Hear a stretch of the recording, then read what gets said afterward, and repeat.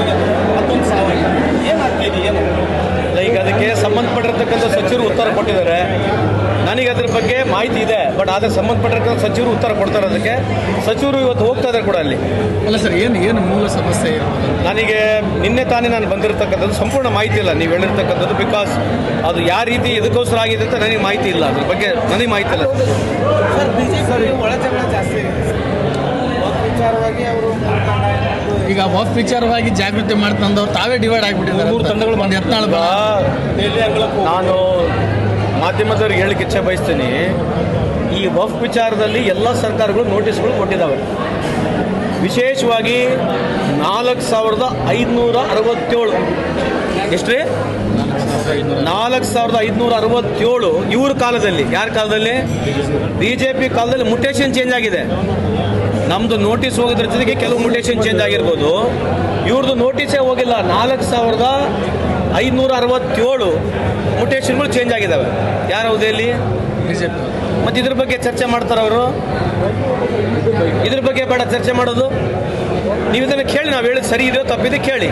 ಇದು ನಾಳೆ ನಾಡ್ದೆ ನಿಮಗೆಲ್ಲ ಸರ್ಕಾರನೂ ಉತ್ತರ ಕೊಡುತ್ತೆ. ಅವ್ರ ಕಾಲದಲ್ಲಿ ಎಷ್ಟು ನೋಟಿಸ್ಗಳಾಗಿದ್ದಾವೆ, ನಮ್ಮ ಕಾಲದಲ್ಲಿ ಎಷ್ಟು ನೋಟಿಸ್ ಆಗಿದ್ದಾವೆ. ನೋಟಿಸ್ ಆಗ್ತಕ್ಕಂಥದ್ದು ಇವಾಗಲ್ಲ, ಎಲ್ಲ ಸರ್ಕಾರಗಳು ನೋಟಿಸ್ಗಳು ಮಾಡ್ತಾನೆ ಇದ್ದಾವೆ. ಇದು ಇವರಿಗೆ ರಾಜಕೀಯ ಬೇಕಾಗಿತ್ತು, ಎಲೆಕ್ಷನ್ ಹತ್ರ ಇತ್ತಲ್ಲ, ಅದನ್ನೇನೋ ಬೆಳೆಸ್ಕೊಳ್ಳಕ್ಕೆ ಹೋಗೋ ಒಂದು ಪ್ರಯತ್ನ ಮಾಡಿದ್ರು, ಎಲ್ಲಿ ಕ್ಲಿಕ್ ಆಗಿಲ್ಲ. ಸೊ ಇದು ಯಾವಾಗಲೂ ರಾಜಕೀಯ ದೃಷ್ಟಿಯಿಂದ ಮಾಡ್ತಾರೆ ಹೊರತು ಸಾರ್ವಜನಿಕರ ಜೀವನ ದೃಷ್ಟಿಯಿಂದ ಮಾಡೋದಲ್ಲ. ಇವ್ರು ಯಾವ ಭೂಮಿ ಬಗ್ಗೆ ಮಾತನಾಡ್ತಾರೆ? ಉಳವನ ಒಡೆಯ ಕಾರ್ಯಕ್ರಮ ಮಾಡಿದ್ದ ಕಾಂಗ್ರೆಸ್ ಪಕ್ಷ. ಉಳವನ ಒಡೆಯ ಕಾರ್ಯಕ್ರಮ ಮಾಡಿ ಅವಾಗ BJP ವಿರುದ್ಧವಾಗಿತ್ತು. BJP ಯಾವಾಗಲೂ ಸಾಹುಕಾರ ಪರವಾಗಿತ್ತು. 10,000 ಎಕರೆ, 15,000 ಎಕರೆ, 50,000 ಎಕರೆ ಯಾರ ಹತ್ರ ಇತ್ತು ಅದನ್ನು ಇಂದಿರಾ ಗಾಂಧಿ ಅವರು ಕಾನೂನು ಮಾಡಿದ, ಕಾಂಗ್ರೆಸ್ ಪಕ್ಷ ಇಂದಿರಾ ಗಾಂಧಿ ಅವರು ಕಾನೂನು ಮಾಡೋದ ಮುಖಾಂತರ ಬಡವರಿಗೆ ಕೊಡಿಸಿರ್ತಕ್ಕಂಥ ಪಕ್ಷ ನಾವು. ನಾವ್ಯಾಕ್ರಿ ಬಡವ್ರ ಲ್ಯಾಂಡ್ಗಳು ತಗೊಳ್ಳೋಣ? ಆಮೇಲೆ ಮುಖ್ಯಮಂತ್ರಿಗಳು ಸ್ಪಷ್ಟೀಕರಣ ಕೂಡ ಕೊಟ್ಟಿದ್ದಾರೆ. ಯಾವುದೇ ರೈತರಿಗೆ ಅನಾನುಕೂಲ ಆಗ್ತಿದ್ರೆ ಅದನ್ನು ನಾವು ಸರಿಪಡಿಸ್ತೀವಿ ಅಂತೇಳಿ ಅವತ್ತೇ ಸ್ಪಷ್ಟೀಕರಣ ಕೊಟ್ಟರು ಕೂಡ ರಾಜಕೀಯವಾಗಿ ಲಾಭ ತಗೊಳ್ಳಕ್ಕೆ ಹೋದ್ರು. ಈಗ 4,500 ಇವ್ರ ಅವಧಿಯಲ್ಲಿ ಹೋಗಿತ್ತಲ್ಲ, ಇದ್ರ ಬಗ್ಗೆ ಮತ್ತೆ ಯಾರು ಸರ್ವೆ ಮಾಡಿದ್ರು? ಇವ್ರು ಮಾಡ್ತಾರಂತ ಹೋಗಿ ನಾವು ಲೀಸ್ಟ್ ಕೊಡ್ತೀವಿ ನಿಮ್ಮಲ್ಲಿ ನಿಮಗೆ, ಅದನ್ನು ಸರ್ವೆ ಮಾಡಿ ಕೇಳಲ್ಲ. ಮತ್ತೆ ಹೋಗಿ ಜಾಗೃತಿ ಮಾಡ್ತಾ ಇದ್ದಾರೆ. ಮತ್ತೆ ಇವ್ರ ಕಾಲದಲ್ಲಿ ಆಗಿತ್ತು, ಅದು ಹೆಂಗೆ ಮಾಡೋದು? ಈಗ ಜಾಗೃತಿ ಮಾಡೋದನ್ನ ಸರ್ ಕ್ರೆಡಿಟ್ ತಗೊಂಡು ಓಡಾಡ್ತಾ ಇದ್ದಾರೆ ಸರ್. ಜಾಗೃತಿ ಮಾಡ್ತಾ ಇದ್ರೆ, ವರದಿ ತಯಾರು ಮಾಡ್ತಾ ಇದ್ದಾರೆ, ಅದನ್ನು ಹೇಳ್ಬೇಕಲ್ವ ಅವರು? ಯಾರು? ಬಿಜೆಪಿ ಅಲ್ಲ ಸರ್, ಅದೇ ರೀ, ಈಗ ನಾವು ಅದನ್ನೇ ಕೇಳ್ತಾ ಇರೋದು. ನಾವು ಸಂಪೂರ್ಣ ಮಾಹಿತಿ ತಗೊಂಡು ಅವ್ರಿಗೆ ಕೊಡ್ತೀವಲ್ಲ. ಈಗ ನೀವು ಎಲ್ಲೆಲ್ಲಿ ಹೋಗ್ತಾರೆ, ನೀವು ಅದನ್ನ ಕೊಡಿ. ನೀವೇನಾದರೂ ಅಧ್ಯಯನ ಮಾಡಿ. ಈಗ ನೋಡ್ರಿ, ನಾವು ಮಾಹಿತಿ ಕೊಡ್ತಕ್ಕಂಥದ್ದು, ರಿಯಲಿಸ್ಟಿಕ್ ಹೇಳ್ತಕ್ಕಂಥದ್ದು ನಮ್ಮ ಕೆಲಸ ಇದೆ. ಆಮೇಲೆ ನಾವೇನು ಮಾಡ್ಬೇಕೇನಿಲ್ಲ, ರಾಜಕೀಯವಾಗಿ ನಮ್ಮ ಪಕ್ಷ ಸರ್ಕಾರದ ಮುಂದೆ ನಿರ್ಣಯ ಮಾಡ್ತೀವಿ. ಇವಾಗ ನಾನು ಮಾಹಿತಿ ಕೊಡ್ತಾ ಇದ್ದೀನಿ, ಇದ್ರ ಮುಖಾಂತರ ನಿಮ್ಮ ಮುಖಾಂತರ ಅವ್ರು ಕೇಳ್ತಕ್ಕಂಥದ್ದು. ಇವ್ರು ಕೊಟ್ಟಿರ್ತಕ್ಕಂಥ ನೋಟಿಸ್ಗಳು ಮುಟೇಷನ್ ಚೇಂಜ್ ಆಗಿದಾವಲ್ಲ, ಇದ್ರ ಬಗ್ಗೆ ಚರ್ಚೆ ಬೇಡ ಜನರ ಹತ್ರ. ನೀವು ಅಷ್ಟೇ ಕೇಳಿ ಸರ್. ಈಗ ತಮ್ಮ ಲಾಭಕ್ಕೋಸ್ಕರ ಕ್ರೆಡಿಟ್ ತಗೊಂಡು ಓಡಾಡ್ತಾ ಇದ್ದಾರೆ.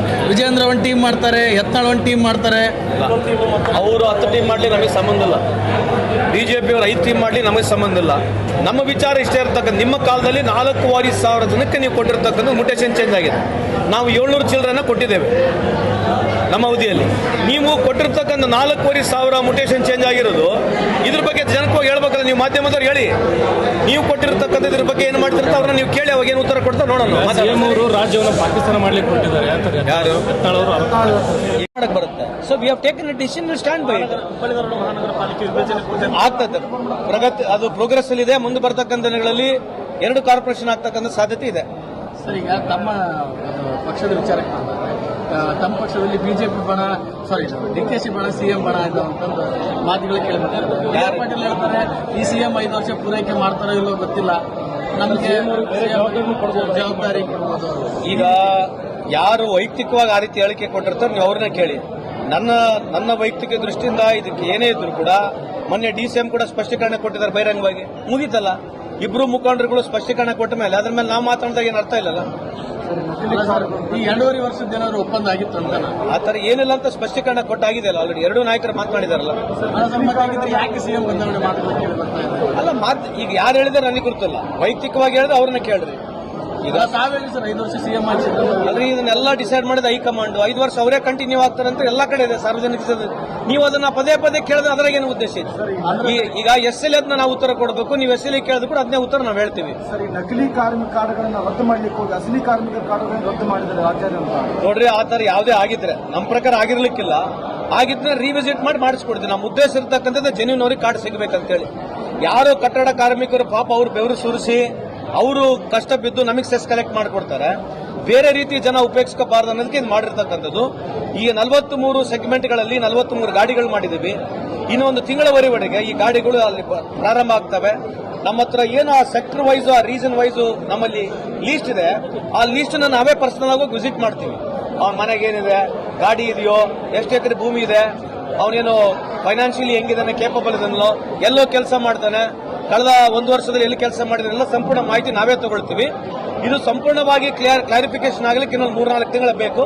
ಬಟ್ ಖಂಡಿತವಾಗ್ಲೂ ಮುಂದೆ ಬರ್ತಕ್ಕಂಥ ದಿನಗಳಲ್ಲಿ ಯಾರು ಕಟ್ಟಡ ಕಾರ್ಮಿಕ ಬೆವರು ಸುರಿಸಿ ನಮ್ಮ ಸರ್ಕಾರಕ್ಕೆ ಸೆಸ್ ಕಲೆಕ್ಟ್ ಮಾಡಿಕೊಡ್ತಾರೆ, ಅವನಿಗೆ ಬಹುಶಃ 100% ಅವನಿಗೆ ಬೆನಿಫಿಟ್ ಸಿಗ್ತಕ್ಕಂಥ ಕೆಲಸ ನಾವು ನಮ್ಮ ಸರ್ಕಾರ ಮಾಡ್ತೀವಿ ಅಂತ ತಮ್ಮ ಮುಖಾಂತರ ಹೇಳಿಕೆ ಇಚ್ಛೆ ಬಯಸ್ತೇನೆ. ಸರ್, ತಮ್ಮ ಒಂದು ಅವಧಿಯಲ್ಲಿ ಕಾರ್ಮಿಕರಿಗೆ ಎಷ್ಟು ಸುರಕ್ಷತೆ ನಾವು ಈ ಮೊನ್ನೆ ಗಡಿ ಜಿಲ್ಲೆ ಗಡಿ ಭಾಗದಲ್ಲಿ ಒಂದು ಒಬ್ಬ ಕಾರ್ಮಿಕನಿಗೆ ಸರಪಳಿ ಕಟ್ಟಿ ದುಡಿಸಿಕೊಳ್ಳುವಂಥದ್ದು ಜೀತ ಪದ್ಧತಿ ಅಂತ ಈ ರೀತಿಯ ಹೋಟೆಲ್ ಒಳಗೆ ಸರಪಳಿ ಕಟ್ಟಿ ದುಡಿಸ ಬಲವಂತವಾಗಿ ಕಾರ್ಮಿಕರಿಗೆ ಎಷ್ಟು ಸುರಕ್ಷತೆ? ಅಲ್ರಿ, ಸುರಕ್ಷತೆ ಅಂತಕ್ಕಂಥದ್ದು ನಿಮಗೂ ಇದೆ. ನೀವು ಕಾರ್ಮಿಕರು, ನಾವು ಕಾರ್ಮಿಕರೇ. ಯಾವನೊಬ್ಬನು ಇನ್ಹ್ಯೂಮನ್ ಆಕ್ಟ್ ಅದು ಮಾಡಿರ್ತಕ್ಕಂಥದ್ದು, ಅದು ಇನ್ಹ್ಯೂಮನ್ ಆಕ್ಟ್ ಅದು. ಸೊ ಅದಕ್ಕೆ ಇಲಾಖೆ ಅಂತಲ್ಲ, ಸಮಾಜನೇ ಅವ್ರನ್ನ ಬಹಿಷ್ಕರಿಸಬೇಕು.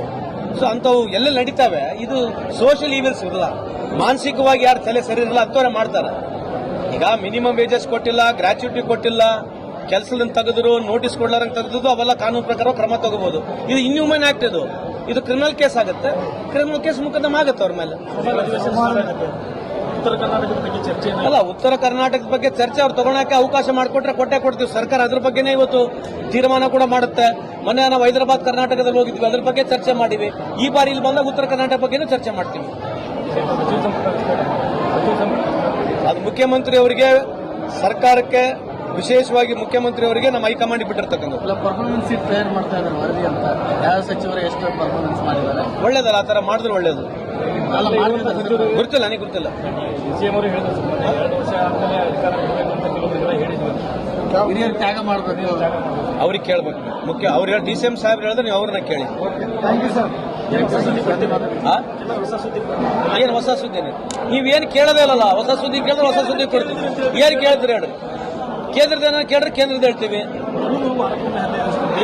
ಸಮಾಧಾನ ಅಲ್ರಿ, ಬೈಬೇಕಲ್ಲ. ನಾವು ಯಾವಾಗಲೂ ವಿಚಾರನ ಇಡ್ತೀವಿ, ನಾವು ಬಯಕ್ ಹೋಗಲ್ಲ, ವಿಚಾರನ ಇಡ್ತೀವಿ ಅಷ್ಟೇ. ನೀವು ಕೇಳಿದ್ರೆ ನಾವು ಹೇಳ್ತೀವಿ. ಈಗ ಅವ್ರು ಕೇಳಿದ್ರು, ಯಾರು ಯತ್ನಾಳ್ ಸಾಹೇಬ್ರ ಹಂಗೆ ಮಾತಾಡಿದ ತಕ್ಷಣ ನೀವು ಉಪ ಪ್ರಶ್ನೆ ಕೇಳಬೇಕು. ನಿಮ್ ಮೋದಿ ಸಾಹೇಬ್ರು ಯಾಕೆ ಅಲ್ಲಿ ಕೇಕ್ ತಿನ್ನಕ್ ಹೋದ್ರೆ ನೀವು ಕೇಳ್ಬೇಕಲ್ಲ ಅವ್ರಿಗೆ. ನೀವು ಕೇಳಿದಂಗೆ ತೋರಿಸ್ರಿ, ನಾವು ಒಪ್ಪಿಗೆ ಹೇಳ್ತೀವಿ ಅದನ್ನ. ಸರ್, ಅವ್ರು ಏನಂತಾರ, ನೀವು ಬಾಂಬ್ ಬಿಟ್ಟವ್ರಿಗೆ ಬ್ರದರ್ಸ್ ಅಂತಾರಂತ ಕಾಂಗ್ರೆಸ್ನವರು. ಕುಕ್ಕರ್ ಬಾಂಬ್ ಬಿಟ್ಟವ್ರು ಮಂಗಳೂರಲ್ಲಿ, ಕುಕ್ಕರ್ ಬಾಂಬ್ ಬಿಟ್ಟವ್ರಿಗೆ ಬ್ರದರ್ಸ್ ಅಂತ ಹೇಳ್ತಾರ. ಯಾರು ಹೇಳಿದ್ರು? ಅಲ್ರಿ, ಅವರು DCM ಸಾಹೇಬ್ರು ಹೇಳಿರ್ತಕ್ಕಂಥದ್ದು ಮುಸ್ಲಿಂ ಸಮಾಜದ ಬಂಧುಗಳು ನಾವು ಬ್ರದರ್ಸ್ ಅಂತ ಹೇಳಿದ್ರೆ, ಬಾಂಬ್ ಬಿಟ್ಟವ್ರಿಗೆ ಹೇಳಿಲ್ಲ. ನೀವು ಇದನ್ನ ಬಿಡಿಸಿ ಹೇಳ್ಬೇಕಲ್ವಾ? ಇದು ನೀವೇ ಬಿಡಿಸಿ ಹೇಳೋದಲ್ಲ, ನಿಮ್ಗೆ ಗೊತ್ತೈತಲ್ಲ ಯಾರು ಪರವಾಗಿ ಹೇಳಿದ್ದಾರೆ. ನೋಡ್ರಿ, ಯಾರು ಹೆಂಗ್ ಹೇಳ್ತಾರೆ ಅವ್ರಿಗೆ ಬರೀ ಇದನ್ನೇ ಬಿಟ್ರೆ ಮತ್ತೆ ನಿಮ್ಮ ಸಂವಿಧಾನದಾಗ ಏನಿದೆ? ಮತ್ತೀಗ ಅವ್ರ ಕಡೆ ಮಿನಿಸ್ಟರ್ ಇರಲಿಲ್ವಾ? ಬಿಜೆಪಿ ಸರ್ಕಾರದಲ್ಲಿ ಮುಸ್ಲಿಂ ಸಚಿವರು ಇರಲಿಲ್ವಾ? ಬಿಜೆಪಿ ಸರ್ಕಾರದಲ್ಲಿ ಮುಸ್ಲಿಂ ಸಚಿವರು ಇರಲಿಲ್ಲೇನ್ರಿ? ಒಂದ್ ನಿಮಿಷ ತಡ್ರಿ, ಇರ್ಲಿಲ್ವಾ? ಮತ್ತೆ ಅದೇನಂತದು? ಅದೇನಂತೆ? ಅದ್ರ ಬಗ್ಗೆ ಏನ್ ಚರ್ಚೆ ಮಾಡೋದು ಬೇಡ? ಇವ್ರು ನೋಡ್ರಿ, ಮುಸ್ಲಿಮರ ವಿರುದ್ಧ ಮಾತನಾಡಿ ಹಿಂದೂ ಓಟ್ ತೊಗೊಳೋದ್ ಬಿಟ್ಟು ಆಯ್ತು ಉಲ್ಟಾ ಹೋಗಾನೆ. ಇವ್ರು 10 ವರ್ಷ 11 ವರ್ಷ ಅವಧಿ ಆಯ್ತು. ಯಾವ ಹಿಂದೂಗಳು ಬಹಳ ಅನುಕೂಲ ಆಗೈತೆ? ನೀವು ಹಿಂದೂ ಅಲ್ವಾ? ನಾನು ಹಿಂದೂ ತಾನೆ. ಏನು ಸರ್ಕಾರ, ಕೇಂದ್ರ ಸರ್ಕಾರ ನಿಮಗೇನು ಸಪರೇಟ್ ಗ್ರಾಂಟ್ ಬಂದತ್ತ? ಸ್ಪೆಷಲ್ ಹಿಂದೂ ಪ್ಯಾಕೇಜ್ ಅನ್ನ ನಿಮ್ಗೆ ಮಾಡಿದಾರಾ ಏನ್ರಿ? ಹಿಂದೂ ಪ್ಯಾಕೇಜ್ ಅನ್ನು ಸಪರೇಟ್ ಮಾಡಿದಾರಾ?